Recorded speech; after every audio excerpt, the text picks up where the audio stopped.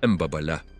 Ang bahay na ito ay biglang nag-trending matapos kumalat ang isang video na sinasabing naglalaman ng isang nakakakilabot na krimen.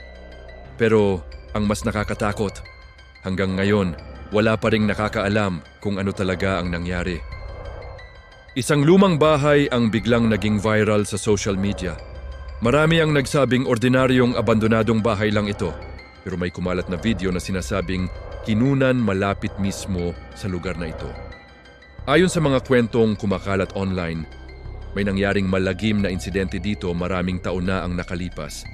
Sinasabi ng ilan na may mga taong pumasok sa bahay na ito at doon naganap ang isang krimen na hanggang ngayon ay pinag-uusapan pa rin. Ang mas misteryoso, walang malinaw na detalye kung sino ang sangkot o kung ano talaga ang nangyari.